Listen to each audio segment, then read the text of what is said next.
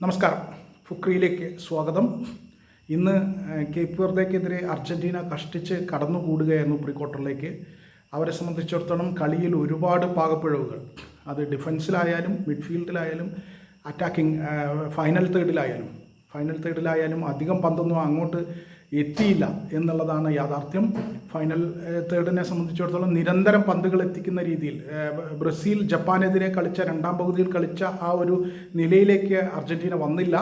Argentina എപ്പോഴും ഒന്ന് സൂക്ഷിച്ച് കളിക്കുന്നത് പോലെ തോന്നി. പലപ്പോഴും പന്ത് കിട്ടിയാൽ പിറകിലേക്ക് കളിക്കുന്ന ഒരു രീതി അത് തീർച്ചയായിട്ടും ഗുണകരമല്ല.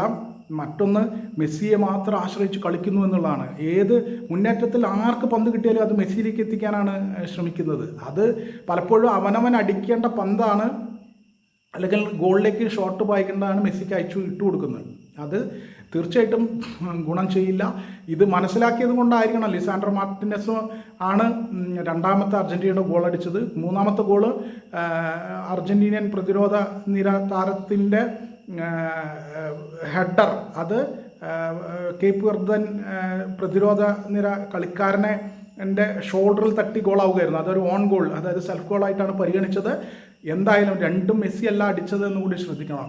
മെസ്സിയെ മാത്രം ആശ്രയിച്ച് കളിക്കുന്നത് എത്രത്തോളം അപകടകരമാണ് എന്നുകൂടി സ്കലോണി തിരിച്ചറിയുന്നുണ്ടാകും എന്നാണ് വിചാരിക്കേണ്ടത്.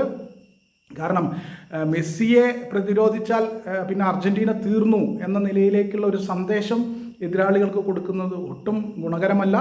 അതുകൊണ്ട് തന്നെ മെസ്സിയെ മാത്രം ആശ്രയിച്ചുള്ള ഈ കളി അർജൻറ്റീന മുന്നോട്ട് കൊണ്ടുപോകുന്നത് അവരുടെ സ്വയം കുഴി തോണ്ടലായിരിക്കും. അത് മെസ്സിക്ക് മേൽ സമ്മർദ്ദം വർദ്ധിപ്പിക്കുകയും ചെയ്യും. എന്തായാലും മെസ്സി ഈ കളിയിൽ നല്ല മികച്ച 1-2 അവസരങ്ങൾ, പക്ഷേ ഗോളി വൊസീഞ്ഞ അതിന് തടയിട്ടു എന്ന് വേണം പറയാൻ. എന്തായാലും കിട്ടിയ അവസരങ്ങൾ ഗോളടിക്കുന്നതിൽ മെസ്സി പരാജയപ്പെട്ടിട്ടുണ്ട്, അത് സംശയമൊന്നുമില്ല. പക്ഷേ ഗോളിയുടെ ഒരു മിടുക്ക് കൂടിയാണ് അതിന് കാരണം എന്നുകൂടി നമ്മൾ കാണേണ്ടതുണ്ട്. എന്തായാലും മെസ്സിയെ മാത്രം ആശ്രയിച്ചുള്ള ഈ അർജൻറ്റീനിയൻ കളി എത്രത്തോളം മുന്നോട്ട് പോകുമെന്നുള്ളത് കാത്തിരുന്ന് കാണുക തന്നെ വേണം.